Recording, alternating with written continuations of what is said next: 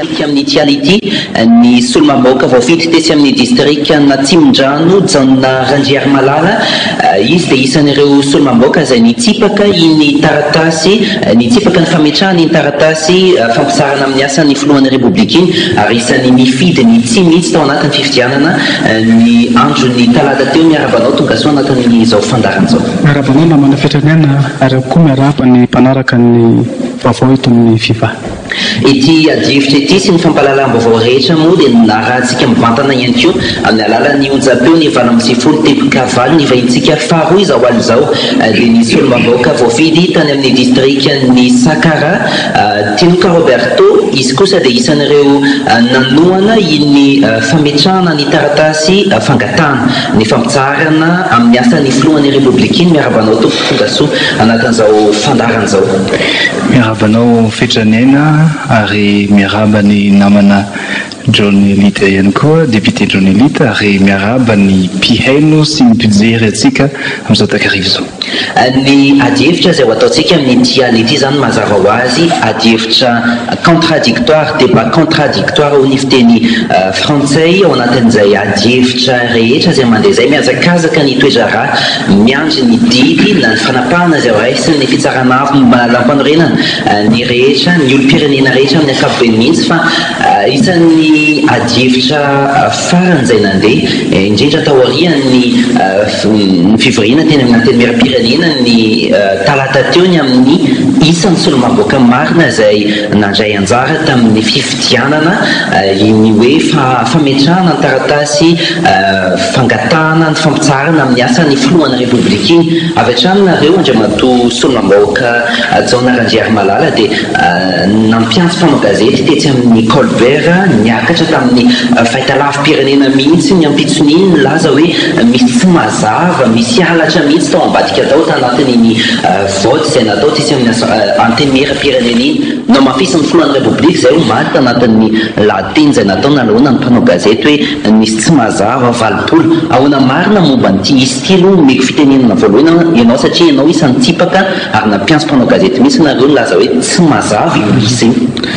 Tena tsy mazava lisa ary tsy marina satria raha ny tamin'ny maraina anie dia raha nisy ny présidence tamin'ny maraina tamin'ny folo ora sy dimapolo minitra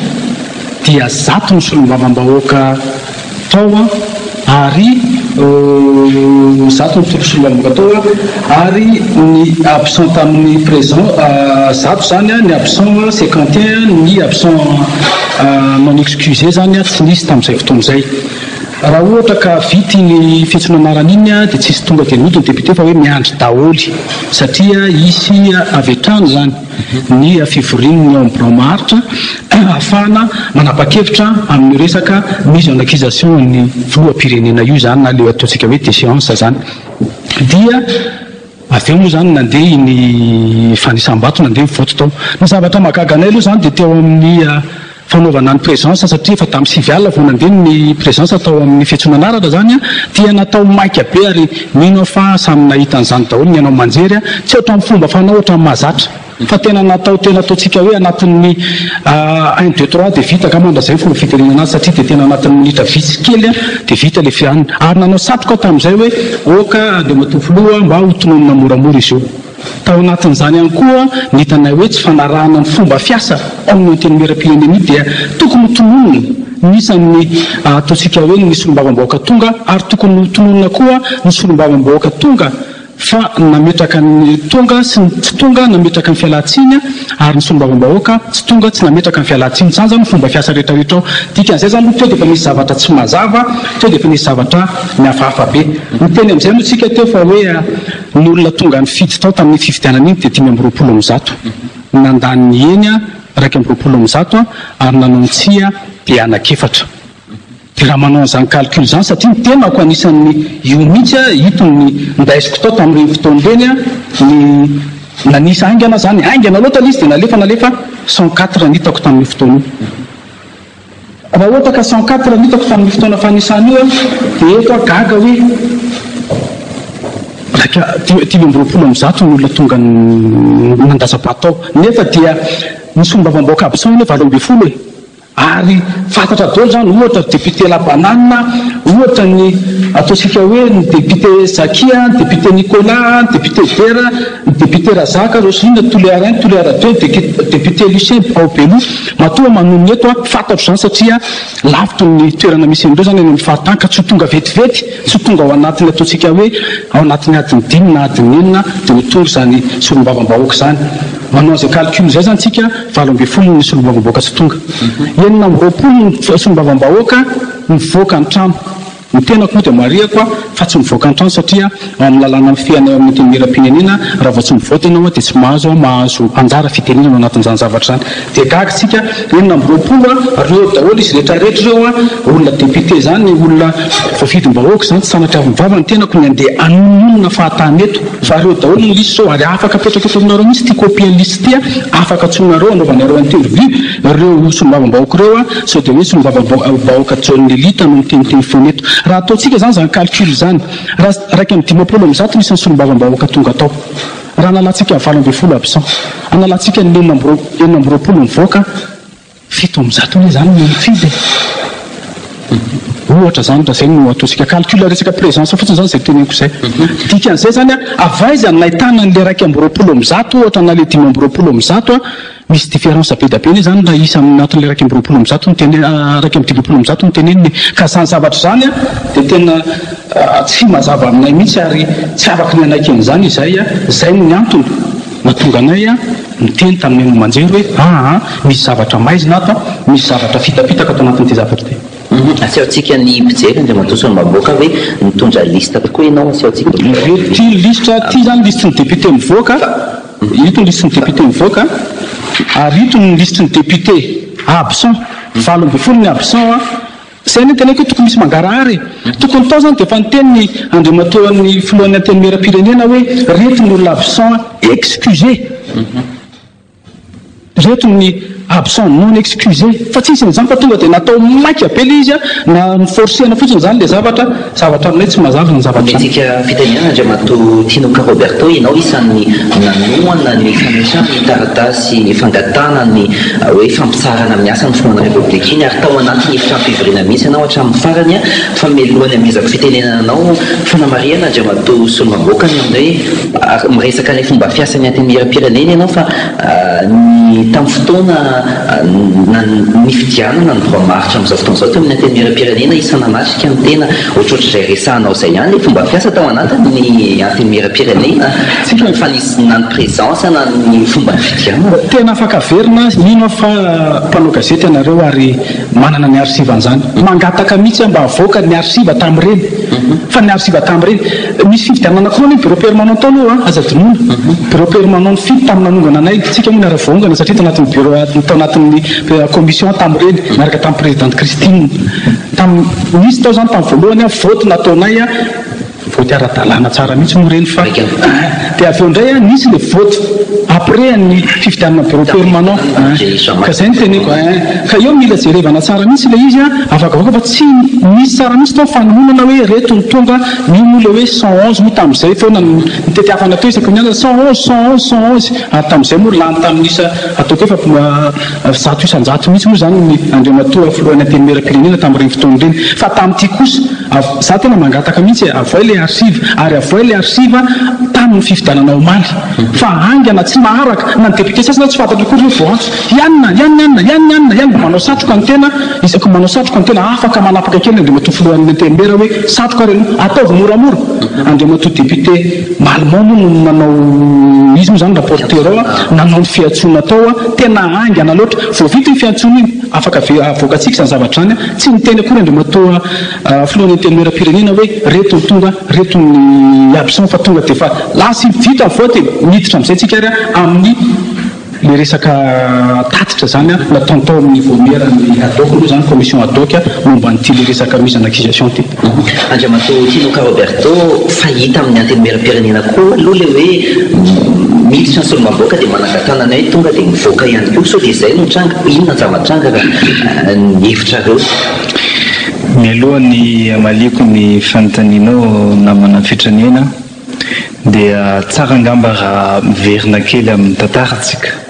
satria zany mahatonga an'izao situation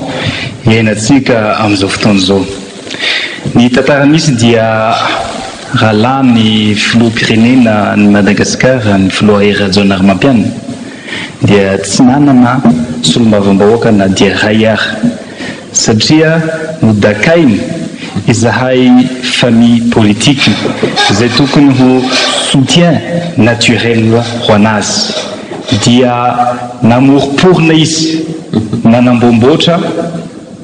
soutien artificiel majorité artificielle dia ny PMP zany. Zay ny fomba nanamboarana an'izay, ny fomba namoronana an'izay PMP zay dia na io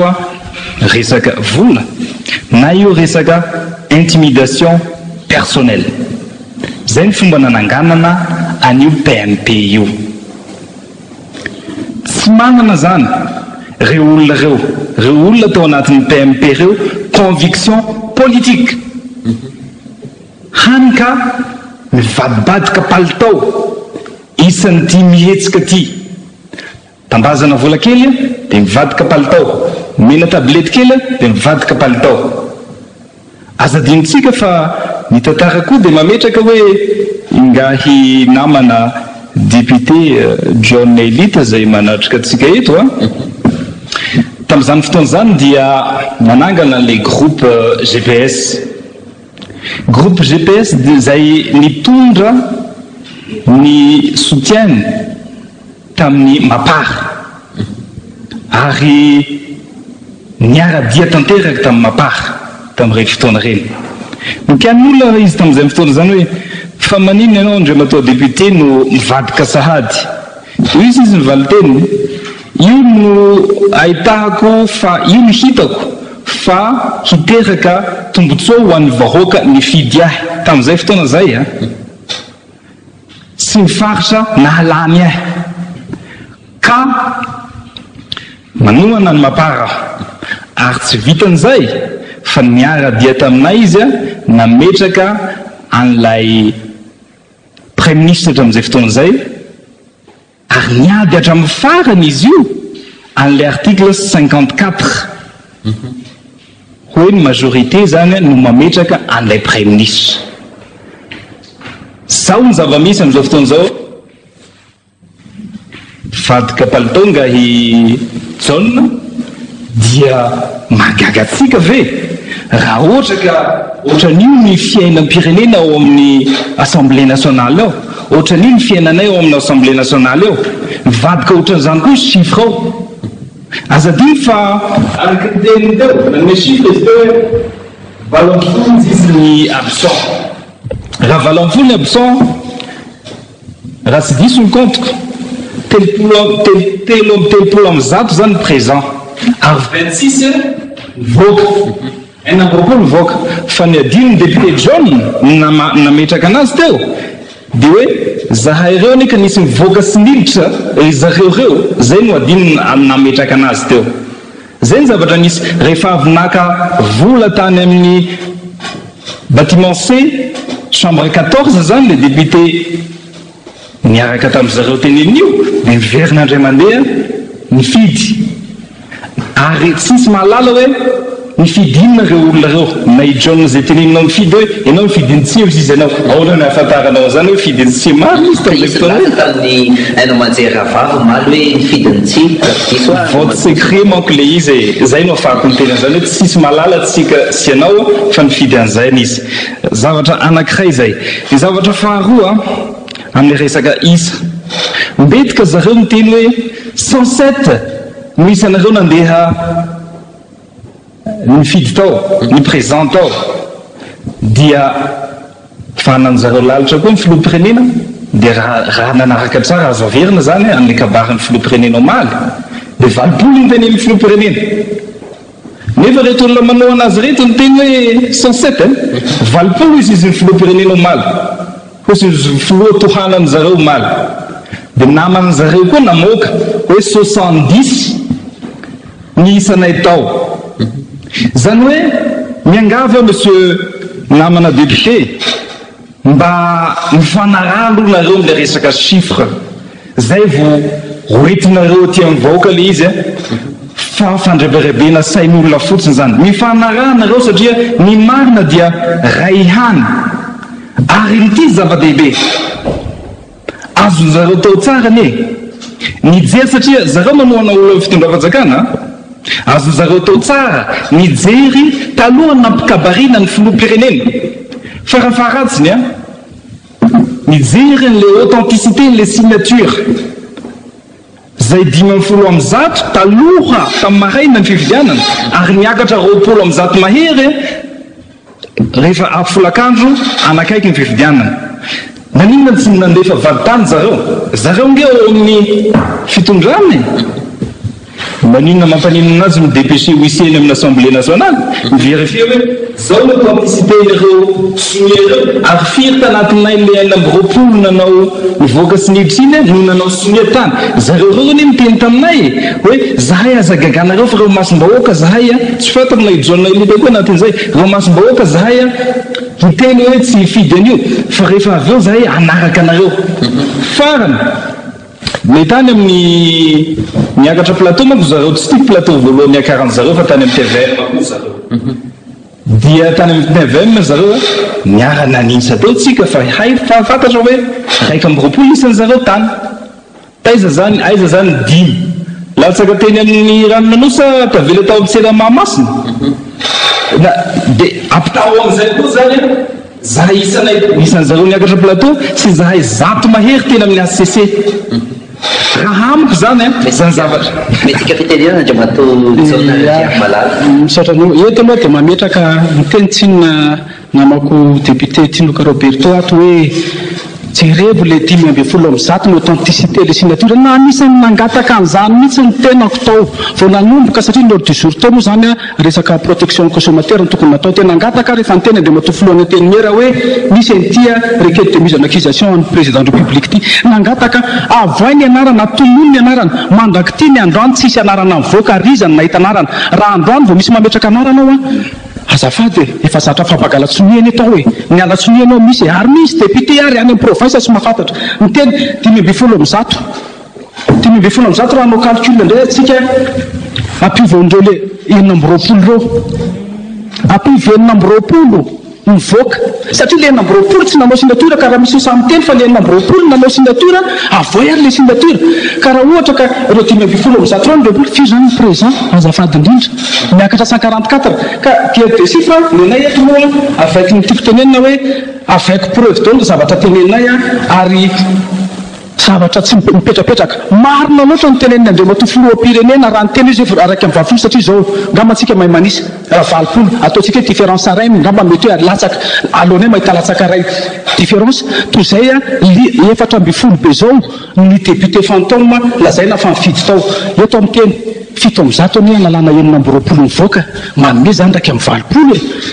ka tsy marina loatra ny teniny andriamatoa filoha-pirenena ka eto aoka le izy miteny koa eo andriamatoa Tinoka Roberto fa hoe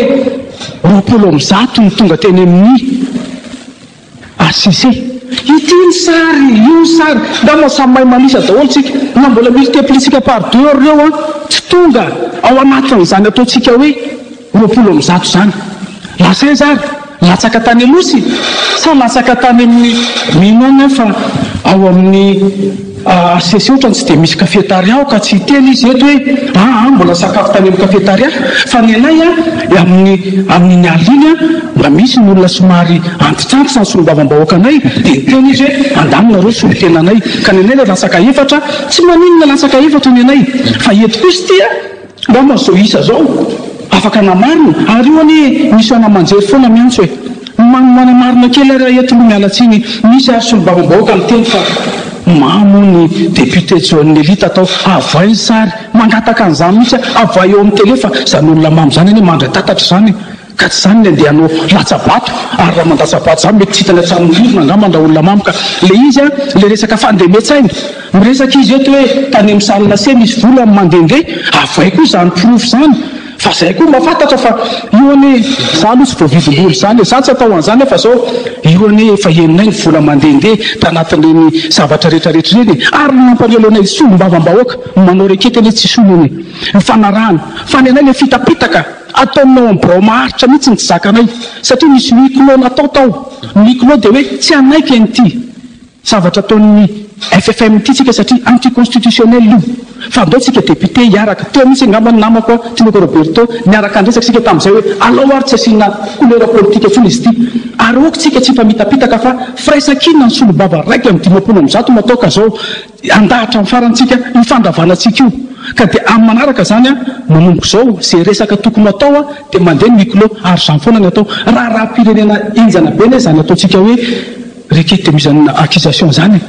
ka naninona tsy nasiana le miclo satria tsy ilaina amin'ny resaka amin'ny député journaliste andany dia aza miresadresaka amin'ireny aza miresadresaka amin'ny député ohatra zao dia gaga za hoe zany ve ny zavatra misy eo eny amin'ny couloir ve a ny atao zany a ny fomba fanaovana an'io a requête io mbola ho resantsika moa zany zavatra zany rehefa aveo tirantsika mihitsy toatan'izay rehefa aveo fa melohany amezaka fitenenanao Andriamatoa Tinoko Roberto Andriamatoa Janarandriary Malala fa hita eny amin'ny antimera-pirenena tokoa ngeny ny resan'Andriamatoa Tinoko Roberto teo hoe miditra ny soloam-baoaka dia mivoaka na fokasikary na miaso telefona na mandray vola ny ambadibatikany zavatra fa hita eny amin'ny antimera-pirenena zay ary mpanao gazety dia mamoaka an'izany foana amin'ny vaovao zay mandeha so dia bazay kosa dia zavatranga tamin'ilay fotoana nanovana an'ilay eto dia mangataka ny bureau permanent avoy ny PV de présence avoy azafady tompoko ny PV de présence natao tamin'ny oalina io ary avoy ny PV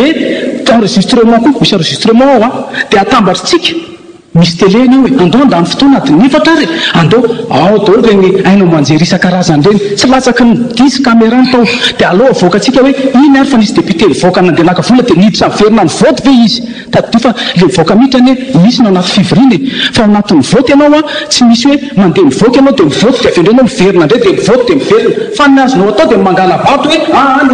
misy anakenina na anaty 50 dia zay ny atao any ary zany zavatra zany koa hitanay zany zavatra zany ka zany zavatra rehetrarehetra zany anisany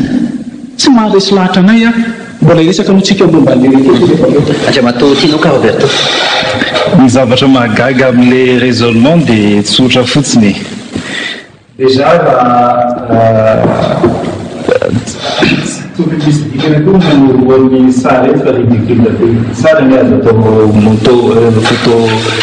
photomontage misy mpanao gazety teny ambohidato amin'ireny fotoana ireny nalala tsara hoe firy ny isanay teny zato mahery zay ny teny ray zay ny teny namana John teo hoe misy tsy mangarahara tao anatiny zavatra natao zavatra nisy teo dia séance plénière aloha ny zavatra natao tao ny dikany hoe séance plénière dia azony rehetra atrehana na olo-tsotra ianao a na membre du gouvernement ianao zay nisy tao nisy membre gouvernement tao niaky napakarinainy ambony a mijery nanaramaso an'iny ary ny mpanao gazety sy ny caméra zay teneniny teo dia nanatrika an'iny hatramin'ny voalohany ka hatramin'ny farany fa tsy nisy miteny reo namana John Elite teo akaiky niurina mihitsy telo ny anadary izy ny teo tsy nahita an'izany alabato zany zany tsy teny hoe mamo satria tsy tiany moa zany fa tsy haiko hoe inona tsy nahitany an'le izy teo dia gaga be zany ary naninona a posteriori vao miteny hoe ny zavatra tsy mety tao hoe fa naninona tamin'ny fividianana molana nde tsy niteny an'izany nangarahara tao ny RFI tao ny mpanao gazety rehetra eto Tanindrazana nisy olo tena gouvernement tao maninona tsy niteny reo tamin'izay fotoana zay fa io a mauvaise foi fotsiny io tsy mahazaka an'le resy raha za zany tamin'ny toeranareo ka hoe nany filoha miteny hoe 87 angeny olona tao sa firme le niteneny tao 80 ny olona tao karaha 80 ny olona tao na dia mifidy efatra nanao tsia dikan'izany iny hoe mbola misy 76 antsasa manila n'le député zany no efa tsy makasitraka anao raha nanajatena amin'ny filoam-pirenena dia tamin'ny andron'iny ihany izy dia nametraka démission on peut pas gouverner comme ça hoe misy 115 député efa manao sonia maninona tsy nakavady tany zareo mijery an'le sonia authenticité n'le sonia tany ina nanaka anazy eto amin'ny ainao manjery izy mitabataba tsy zany olona manana conseiller any amin'ny présidence manana conseiller avocat sy juriste BDP azo natao tsara zany tsy nisy nanaka anazy nanao an'izany talohany nanaovany iny fanambarana iny fa nanino izy miteny amin'ny chiffre 80 iny ary zay moa tsy voavaliny teo zareo miteny hoe 107 dia ny filoham-pirenena miteny hoe 80 dia namany zareo miteny hoe 70 izy ny tena marina raha ihany ho any marina anatin'io mifanaraha alohanareo amin'ny resaka chiffre mifanaraha alohanareo fa aza mandrebirebi saim-bahoaka mandre matao député mialatsiny a miteny an'izany aminao fa tena fitaka be vava mihitsy io ataonareo vahoaka io miangavy aho rehefa mahatsapa anareo fa tsy maro anisatsony ny voaloha satria raika ambiroapolo nareo miakatra tery a ny sasany very tamin'ny ranony anosy dia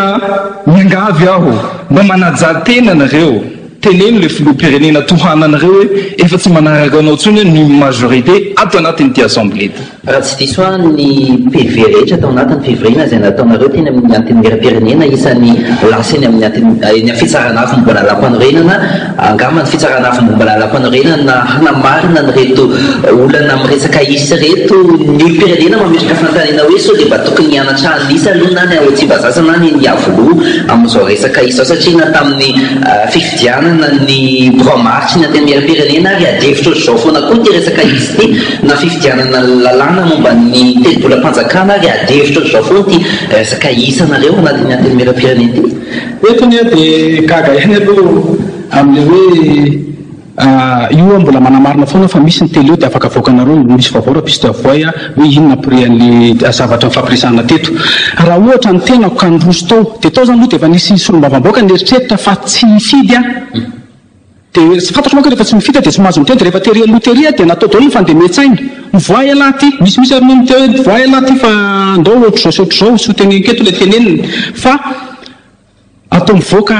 sy anantona an'le urne satria efa hitako le zavatra alatra zany atao alatra be vata izy zareo an'izay efa hita le izy ary ary ny teny tao a eo amin'le resaka le hoe manao satroka anie zay manao satroka foana mitenako fa tsisy mienoko efa izy rehetrarehetra ny no manao an'le izy ao kiza tsony no mienonao efa zareo no mikarakara miaraka amin'ny bureau permanent dia zareo manao an'le izy miazy tizokely mitenako ka eo misy magagana io anie miteny ianao andre matotinoka toeterany no raisina amin'ny resaka tenenao teo hoe 76 ahoana kosa moa no ozy ianao hoe tsy mahatokony efa tsy tokony ametra-pialana filoham-pirenena avy hatrany ahoana no izy no ametra-pialana ka olona solom-bavam-bahoaka corrompu daholo solom-bavam-bahoaka mamitaka mandainga tsy mijery ny tombotsoam-bahoaka raha mijery ny tombotsoam-bahoaka ny solom-bavam-bahoaka tao a dia tsotra fotsiny zavatra tokony natony tao a nandany an'iny tolo-dalàna natolotra iny a momba ny protection consommateur fa tsy tia zavatra mamaika satria maika amin'ny fitiavatena maika amina intérêt an'olombitsy le izy ka zay ny teneniko anao hoe zany zavatra zany zany a hitanay daholo ny taratra rehetrarehetra ary ny teny teo anao tany hoe efatra teo amin'ny fanisam-bato ny tenako ny teny andeha hiakatra teny mihitsy hoe zako a sy olo teny efatra efa misy io ary mibarena député iary Andrianarivo mihitsy no mibariana avoainy ka avoainy sary misy sary any namposehana mihitsy izy hoe efa tsy izy tsolona fa miverena dia niverina zany ndray dia manaja tena amin'izany fa tsy sanatiava mivava ny tenako nandeha ifamaly amin'izany ka etotsika samy za mitazona ny hevitra hatramin'ny farany ary mitazona ny fahamarinana sy ny zavatra rehetrarehetra ka eto le hoe io any araka ny teninao hoe tsy azo atao afaka atao PAO io afaka ovainy fa ngamo zarero manana sary ohatro fa nisy mpakasary be tapeny atao hoe ary ao amin'ny ACC raha mino ahako a fa ao amin'ny ACC ohatra misy pointage koa raha tsy diso rehefa midro satria androm-panjakana lehibe any io androm-panjakana ohatra zao anao raha miditra ao amin'ny anteny mera-pirenena nizaniza dia tsy maintsy afa-tsy ny solombavam-bahoaka ao aizy ianao ka raha miditra any amin'ny ataontsika hoe ACC zany na institution ngezabe ohatrandreny a tsy maintsy mihitsy ny pointage ao ka za mino fa mety voaka zany pointage ao amin'ny ACC zany hoe firy-marina ka eto le hiteny hoe oka tsy famitaka tazoniko ny hevitra zay ny zavatra hitako marina ny ananina ny raha nyvahoakanao ao a ilaza marina ny fidiana nyvahoakanao a hiteny marina sy apsio ny zava-misy apsio ny mangarahara fa tsy laingalainga any ambadika any a zavatra konokononina amiko matotsina anaraka an'le fanarahana momba n'le hoe huis-clos ny tokony atao a zay vao manapa-kevitra ny besiny maro dikan'izay dia efa tsy mazava zany zavatra solombavam-bahoaka rehefa mihaino resantsika na mihaino le kabarina zay matoera-janary mampianao maly dia ohatrany hoe any amin'le pitsopitsony na le forme an'le izy no lasa atao adihevitra sy resahana manina kosa moa zany tsy resahana le votoatiny ty mise en accusation na taratasy fangatana ny fampisarana amin'ny asan'ny filohan'ny république ty maninona ianareo zay mitsipaka an'iny tsy manohatra anazy amin'ny alalany hoe zao tsy marina amin'le fond le votoatin'le resaka mivitrareo momba le votoatin'le resaka reo hoe misy fanisakitsahana lalam-panorenana miverimberina maninona reo tsy miresaka an'izay mihitsy fa le isa sy le pitsopitso no resahana reo matetika rariny loatra ndre matoa filoam-pirenena raha pitsopitso iny zary tsika nefa nahitan'le rekety tsisy nahita ny rekety le tokony avoaka eo masina eo ho debatiavany ho jerevana hoe inona marina ny article tokony ato ve zany article zay tratratratraina lava ohatra hoe 54 ve zany tafidro anatin'le rekety fe zany article 54 samy mitena izany tsika nandritony ray vola ka zay ny tenepitsara ihany mijery azy ka naninona atao amin'ny commission adoka mitononona le izy mitononona fotsiny tao fa tsy mipitsara ihany tonga dia mila mpitsara fa inona zany nananganana le commission adoka andinika sy amakafaka le mise en accusation na le hoe le rekety zany andinika zay hoe ato ohatra misy tsy mety ato satria misy pahilalana ny eo aminao misy rehetrarehetra zany zay nananganana le commission adoka zany ka naninona tsy to dia efa navoaka inona kosa moa no lazay filoam-pirenena eo hiteniny zavatra tsy fantana izy hidefendre amin'ny causeny izy ohatrany hoe inana vary tsisy loaka zany ianao ho any amin'ny restaurant anao any anatina menu zany menu tsisy ninona no menanao eo ka inona ny zavatra andeha hoantaninao any amin'le amin'le restaurant hoe inona ny sakafo ataoko na dia mba tena hoe tsy tsara ty loaka ty na tsy tsara ty sakafo ty zany zavatra zany zay ny teneko hoe tandrametaka be ny zavatra natao nanaovana ny mise ataontsika hoe accusation an'ny andriamatoa filoam-pirenena io satria zavatra tsy mitombona mihitsy le zavatra mila hitanay zao hoe zavatra hitanay tatitra fotsiny arina mitonga atao dia zao question dialogna iny ty dialogna marenina ve zany zavatra atao amin'ny antenimera-pirenena io zay vahoaka amatapitra isa no manaraka an'le izy ka zany zavatra zany zany mahagaga ihany fa dia oka ny tantara ny tsara zay ngambany azo tenena andriamatoa tianoka Roberto voalohany indrindra tsy misy jamba mihoatra ny minia tsy mijery za zany nahita an'ilay taratasy mise en accusation satria fantatr'olona koa angambany za fa anao sonian'le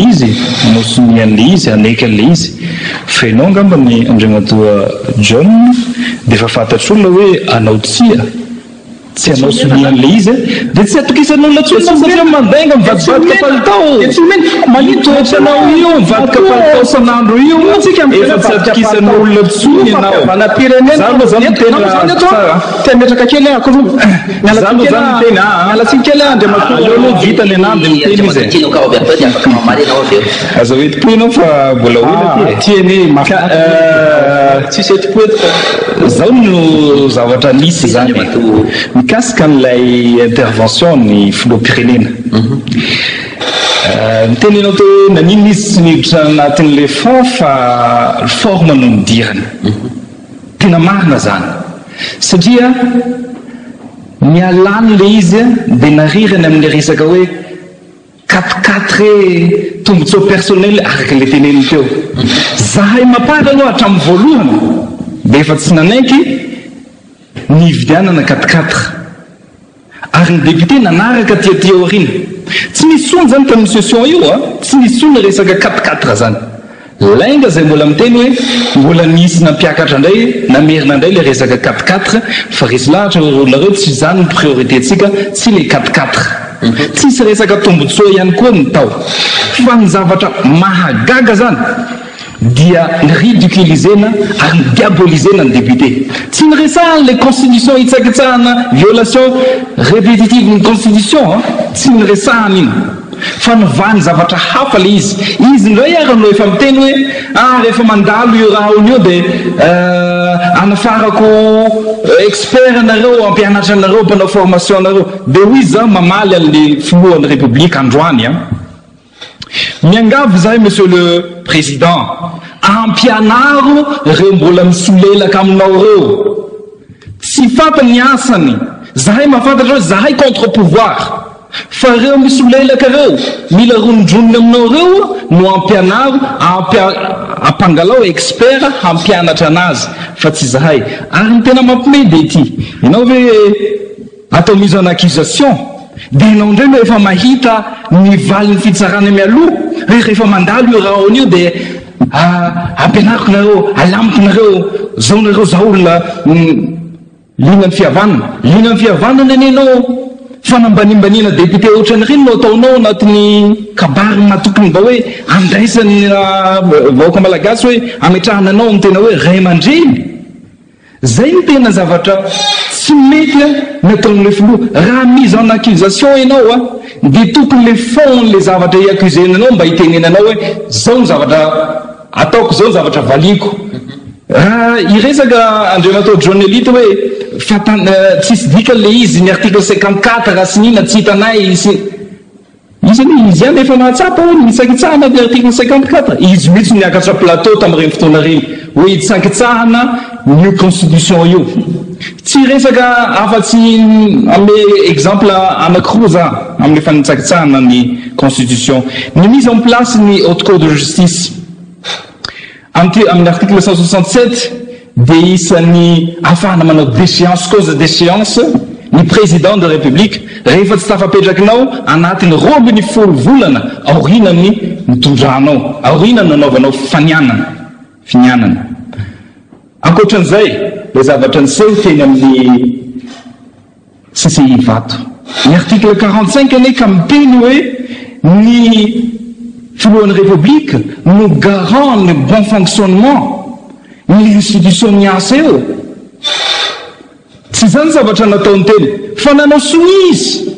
ary ny cautionné an'iny zavatra iny dia hoe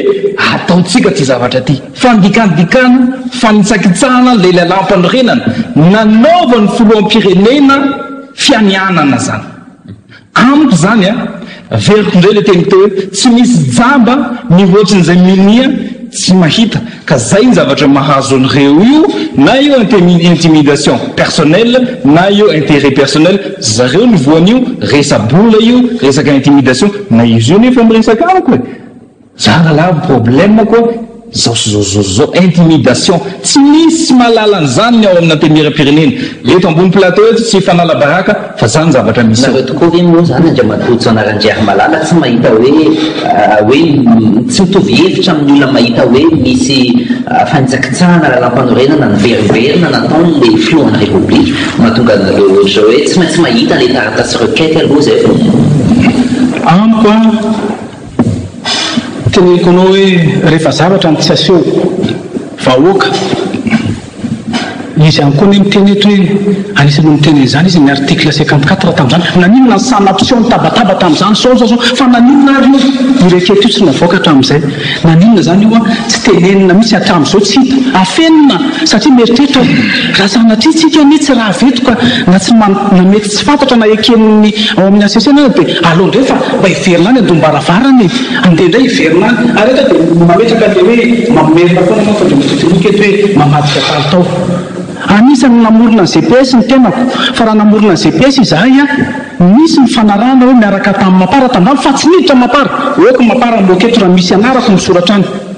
fa io kosa misy ao anatin'ny règlement intérieur amin'ny antenimieram-pirenena dia misy olombavambahoaka anankiray dia tsy maintsy miditra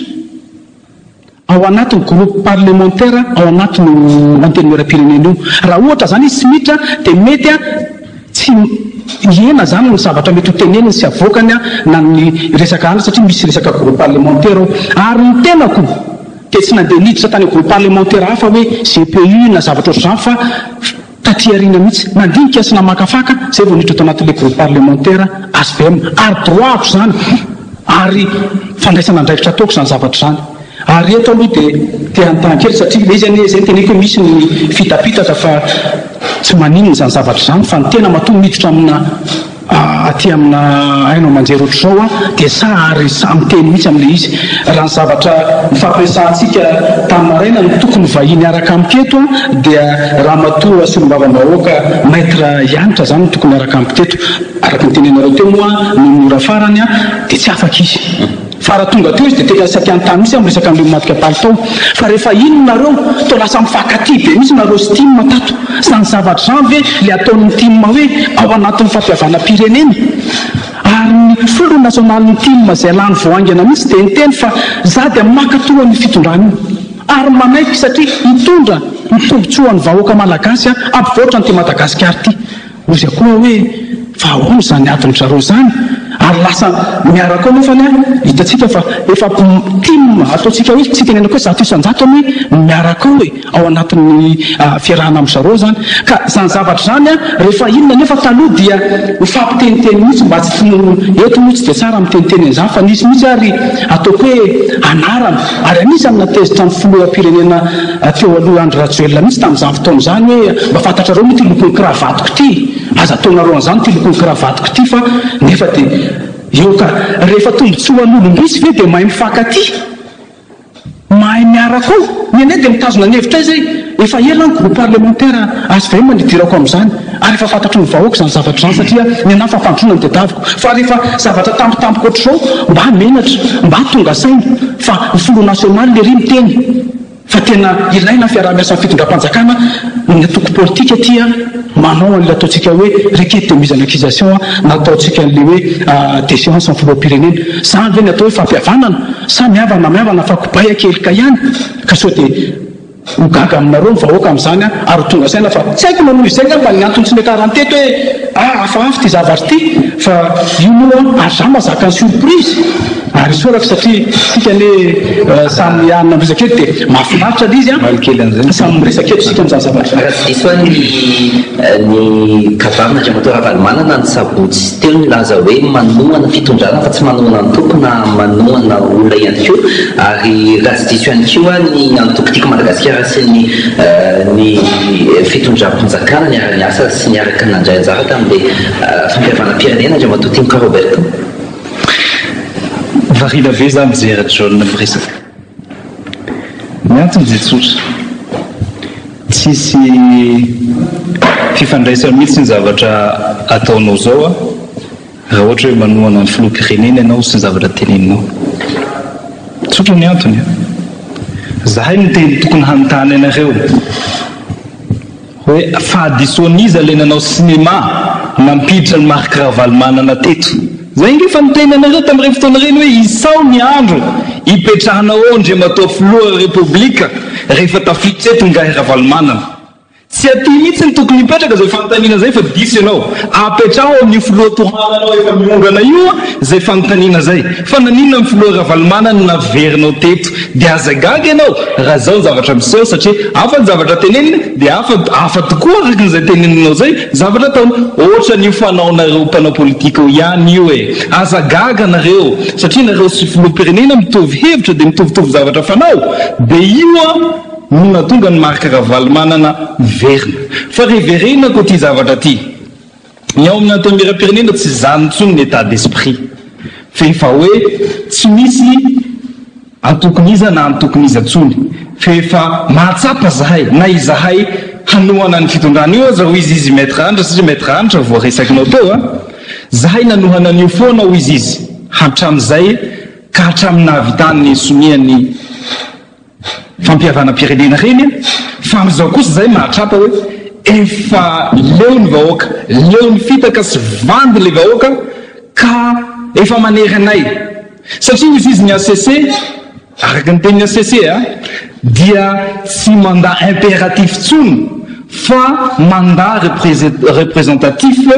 ianareo dikan'izay solombava ny vahoaka rehetra eran'ny Madagasikara ny député amin'izao fotoana izao tsy misy solombava ny faritra na izy zany efa solombava ny vahoaka eran'ny Madagasikara tsy voafehina antoko tsony ny député amin'ny assemblée nareo ihany ange nampamoaka an'izany tamin'ny ACC tamin'ny décision ny ACC tamin'ny 11 février 2015 zany hoe zavatra misy azadino zany nareo ihany nalaina n'le mandat impératif de gaga raha ianao indray no remettre en cause an'izany amin'izao zany teny ACC dia magaga anareo ve raha misy coalition amin'izay misy solidarité amin'izay ny député mahita hoe bon rehefa zay no izy miraitsika zao ny etaetam-bahoaka dia ampianaran'izay etaetam-bahoaka zay satria miteny ny représentant ny vahoaka zay miteny amin'ny anaran'ny vahoaka fa tsy miteny amin'ny anaran'ny teninay dia ndao fa hiteny amin'ny anarantenitsika tokoatsika ary hiteny an'ireo fa nitsakatsana violation grave et répétée de la constitution reo fa tsy ekena tsony le maty tsy maty manota eto amin'ny tany tsy firenena. Iresaka an'izay tsika hoe inona ny tena motive an'ty fametrahana ty taratasy fangatahana fampitsarana miasa ny filohan'ny republique ty fa milohan'ny resantsika an'izay ty misy ampany amin'ny lateny nataon'ny filohan'ny republique omaly ny fanokevitra moa zany marimarina kokoa nataon'ny filohan'ny republique omaly mikasika ity resaka ity arahantsika avy hatrany aloha izay ampany amin'ny lateniny filoha janarymampiany zay. Misy misy zavatra zay tsy mandefela tahaka ny fitakina ny fiara tsy matahodalana katikatra tsy mety zany no mitovy soa firenena no mitovy soa ny vahoaka ho zavay anatin'izao fahasahiranana izao tsy mendrika ny any am'izany misy lovakovaoka dia zany ve dia hiteraka fahatezera dia zany ve dia mitoratra hoe ny isozy io filohampirenena io satria tsy mitsinjo ny tombozao filohan'ny republika omaly amin'ny hoe resaka katikata no tsy namenana reo solomamboaka hitodika avy hatrany ato aminao andra matotianao ka Roberto satria ianao isan'ny nanoana ny ampametrahana iny taratasy fangatahana fampitsarana amin'ny asany ny filohan'ny republika iny omaly any keo ny filohan'ny republika nilaza hoe nisy kolikoly nisy volana lehibe tao Tsimbazaza tao tamin'ny fampandresena ny resaka iny ny valiteny avy aminareo izay nanoana ny fametrahana ny taratasy iny. Tao aloha tena nisy kolikoly ny filohan'ny republika mihitsy naniraka olona tany amin'ny chambre 14 bâtiment C ary azony mpanao gazety sary zany fa izy moa filohan'ny republika dia ina ny azo atao aminy ray zay le resaka 4-4 ridicule be satria faux débat le izy tsy misy nitaka an'izany tsony ny tao amin'ny assemblée nationale fanarinan'le accusation fotsiny manina raha tsy mba niresahana ny ray amin'ireo accusation reo ary tsy mba niresahany filoham-pirenena amin'ny maha ray aman-dreny azy olon-dehibe anazy dia fanalana baraka vahoaka fanalana baraka satria solombavam-bahoaka reo manala baraka ny député izy dia manala baraka ihany koa ny vahoaka zay zany no natao ny président de la république omaly tamin'ny valan-dresaka nataon'iny tsy niditra mihitsy izy tamin'ny fond hoe zao ny antony tsy nananganako an'ilay haute cour de justice tanatin'ny fotoana mampety anazy zao ny antony ny kaosonevako an'ilay zavatra tery fanonganam-panjakana neny natao filohan'ny republika ihany any nanonga-panjakana iza ihany any nanongana ny teniny tena ny raha vo nanao soniany ny zavatra natao ny teny amin'ny CCI vato iny izy dikan'izay zany aminay ny filohan'ny republika rehefa tsy manana tsony an'io majorité io dia tokony anajatena izy sarotra be on peut pas gouverner avec 115 députés contre zany 121 députés contre zany tsy possible zany hanao ineo ianao rava le majorité pempe nalohana anao teo dia inona no azonao tao ato amin'ny fitantsy ny firenena ny blocage efa mipetraka tsy misy programme handeha ntsony zany à partir an'izao izy ihany any miteny fa manomboka izao dia tsy verina amin'ny lantsony fifampitokisana entre ny parlementa sy ny institution zay antsoina hoe présidence stabilité ihany keo tsy stabilité politique mihitsy eto amin'ny tany sy ny firenena mato Tsaonaradiary malala ny filohan'ny republika ny teny an'izay resaka 4-4 zay fa ny teny resaka hoe fisina volany vezivezy teny amin'ny antenimieram-pirenena teny omaly raha mato antsara zafimanatso zay mitondra ny teny rasolo mamboaka nanatitra n'le taratasy teny amin'ny fitsarana avy mbola lam-panorenana ny teny ihany keo hoe tena nisy mpanolontsaina avy amin'ny filohan'ny republika misy ministra ihany koa tonga atao Tsimbazaza tao mitondra vola manahoana ny momba an'izay ary efa hatramin'ny natombohan'ny fitopesana reo solombaboaka mihitsy efa nalaza tamin'ity resaka politika eo Tsimbazaza zay ane le teny eketo hoe rariny loatra ndre matao filoham-pirenena raha miteny fa député corrompu satria nahoana zareo ihany ny invité ministre atao ministre andeha anatrika an'le vote nandeha ministre atao dia araroatra zany hoe fa fandropandrika foana zany le bureau permanent ary fandropandrika ataon'ny bureau permanent tsy vao izao tamin'ny fifidianana taon'ny bureau permanent dia niteny tsara mihitsy tao ny député sy teny ary afaka manamarina zany sy ny vavaboaka rehetrarehetra hoe rehefa tsy mahazo aloha hiteny monsieur Tinoka ary bureau permanent hoe miteny tao fa fidio izay fa omena 4 nareo solombavam-bahoaka fa rehefa tsy mahazo 4 nareo solombavam-bahoaka dia hialy izahay ary hatramin'izao moa tsy nisy le fialana miteny ny corruption ny zareo angamba nefa tena zatra-panao an'izany ka ahilikilika indray hoe filoam-pirenena avoay sara misy filoam-pirenena mora hitany zany filoam-pirenena mandeha manatitra volo sa inona dia tsy efa miaraka amin'ny zany tokony hitsy zany ary eto amin'ny teny an'izany corruption eo any misy ny ohatra na eno ary tamin'ny omaly ariva fa efa niandry le ambokambo mbola tokony aloha après vote ony zareo amin'ny solombavam-bahoaka ao zany le tao amin'ny raiky amby roapolo amin'ny zato zany reo dia ohatra mbola tsy azo le zavatra ka ti andana mihitsy aloha manao communication be mba azahoanareo ny zavatra io fa tsy ampy zany communication zay raha manao communication dia amin'ny rariny sy mihitsiny ny fandavana tanteraka ny zavatra maizimaizina sy ny zavatra tsy mazava ao anatin'izany zavatra ka rariny ny filoam-pirenena ary zany anisany ny teny an'izany mihitsy hoe raha vao areo assemblée rehefa izao le izy aloha raha vany raha vao rehefa ohatra zao le zavatra mitangatra tsy tombotsoam-baoaka ary ho hita vahoaka amin'izay aveo hoe iza mbola manao soany aminy noho ny resaka solombavam-bahoaka ve mody nanao saritsarina soa fotsiny pré-campagne soasoa dia mody mamefa rehefa vita ve raharava ve mbola manohy ihany mbola manampy vahoaka ihany mbola miady ny zoandreo vahoaka ireo hitatsika eo moa averilay mitantara foana ny tsaran'izany zavatra efa manomboka mamarivary isika satria fa lasa dia lasa ny fotoana fa nareo ohatra ny laza hoe ametraka fitorina ihany koa anao inona zany nareo anatrehanyty taratasy fa tafapetraka tsy amin'ny fitsarana avy mbola lampanorenany ity mimetraka fitorina amin'izao tsy fanaran-dalàna be da be zao tsy zavatra mandeha amin'izay loha no zavatra natao tao fa natao maikamaika natao maikamaika fotsiny natao akamy tonga dia atao akamehana fotsiny tsy zavatra mandeha zay zany fandeha le izy anainga manina hitatsika eo fandeha ametraka fitorina iza tokoa moa zany nareo zay ny teneko hoe anaina eto ane zao ny teneko hoe zay ny teneko hoe matony tena io ane samy miakatra ohatra zao samy teny ary samy manisy fa mba samy manana ndrehetrehtra fa manao rekety mihitsy zay ary anao rekety izay fa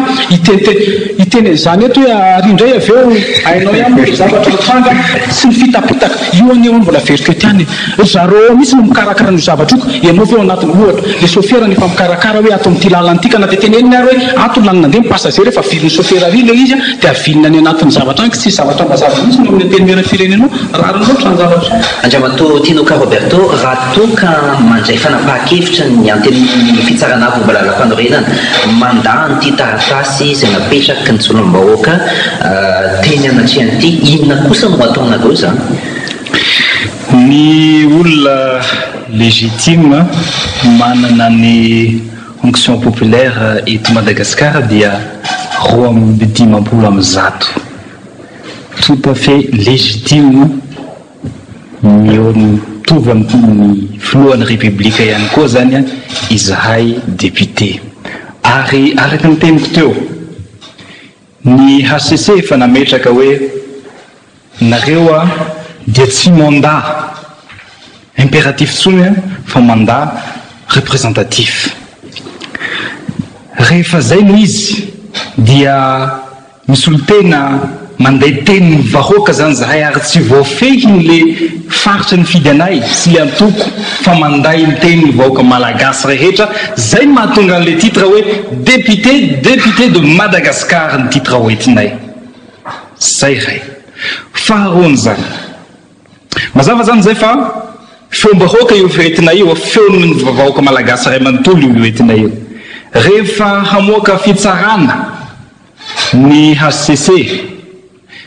dia nametraka foana hoe amin'ny anaran'ny vahoaka malagasy sy ny HCC ihany fa ny fitsarana rehetra eto Madagasikara amin'ny anaran'ny vahoaka malagasy efa niteny tompoky ny vahoaka malagasy mingavanareo aho nareo amin'ny HCC trafoka ianao me mahery iny nomenanareo iny teny-bahoaka iny teny-bahoaka tenin'Andriamanitra miangavanareo aho mba tena hijery amin'ny fotsy miangatra iny taratasy rekety izay napetraky ny sombavim-bahoaka maro anisa tao amin'ny antemeram-pirenena iny. Rehefa tsy izay ny zavatra misy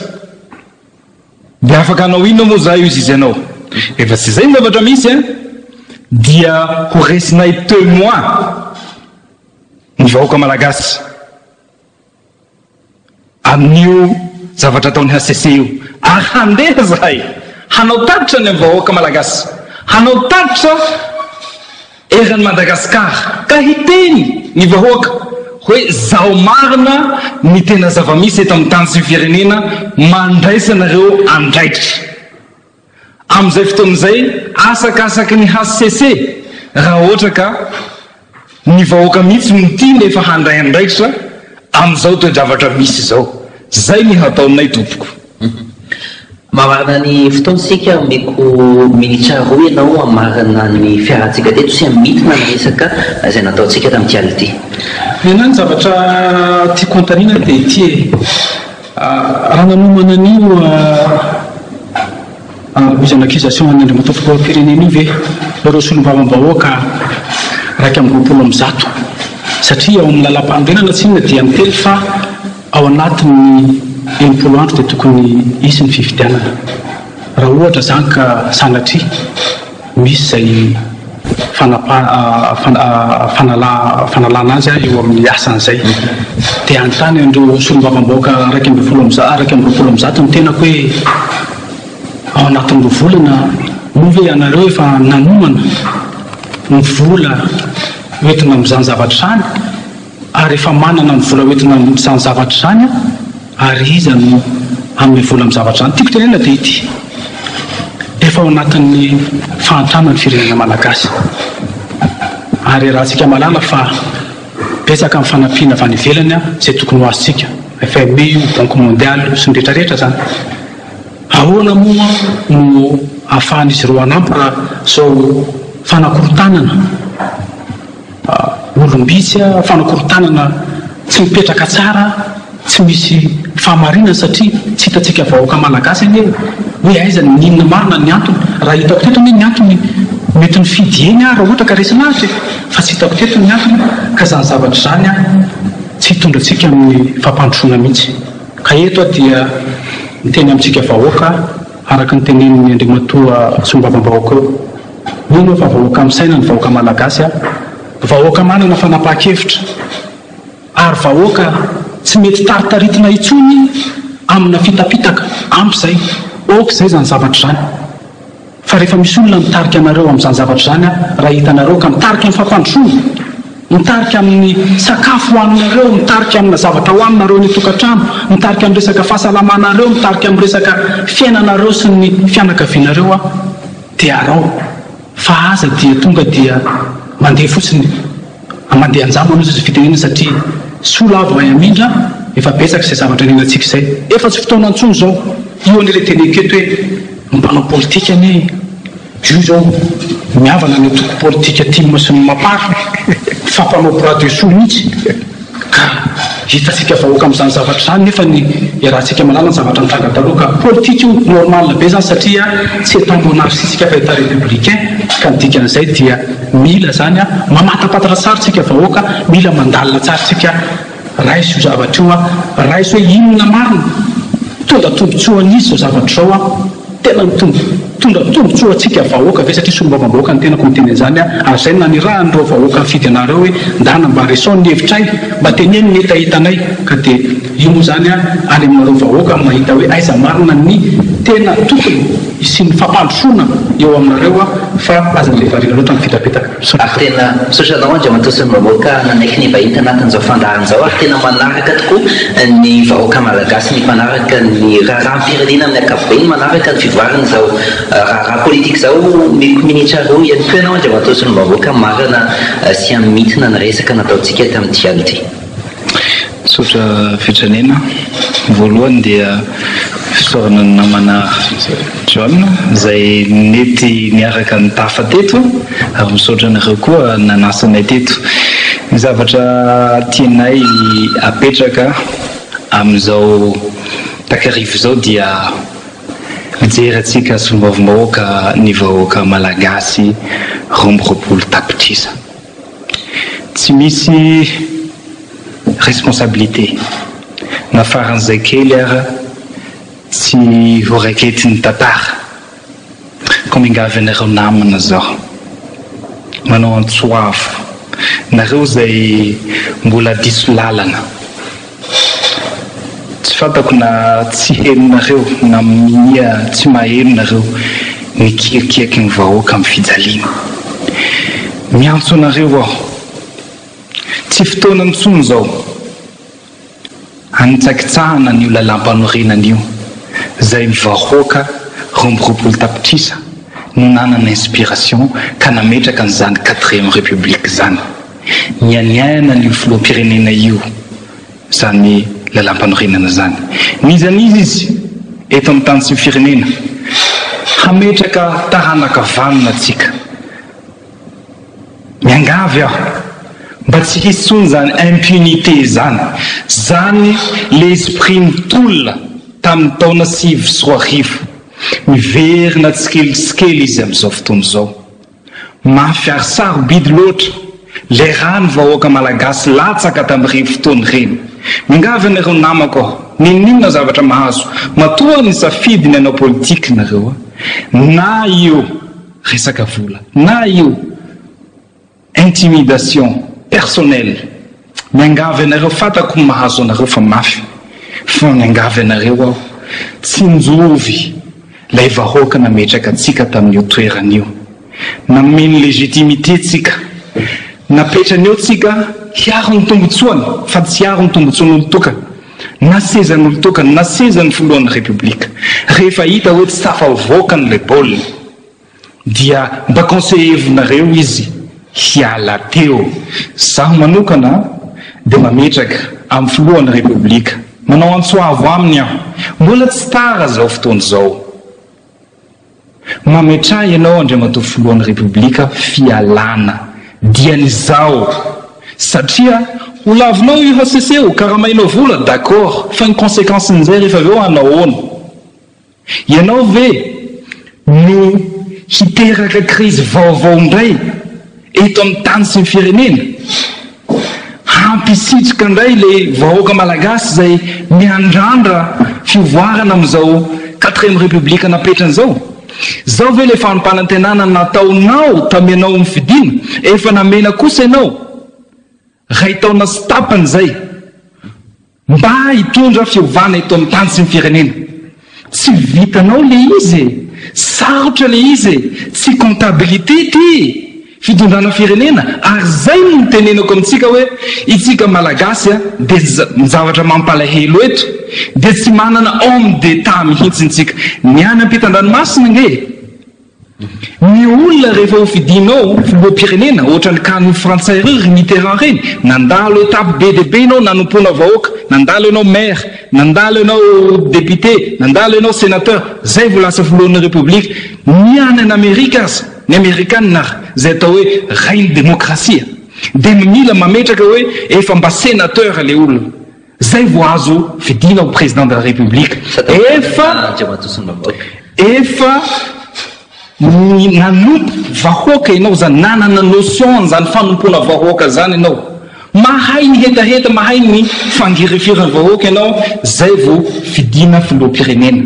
fa raha tsy zany tsika dia izao foana ny zavatra misy eto amin'ny tanindraza malala atsika ty koa miangavy aho raha mbo azo atao re miverena atsika ho amin'ny tombotsoa ambonin'ny firenena mametray ianao andriamatoa filoha mbola tsy tara zao fanajantena lehibe zany zavatra zany mametray ianao andriamatoa filoha fialana diany mbola izao ampahindrena sotra nao andriamatoa solomamboka nanaiky ny vahita anatin'izao fandarana zao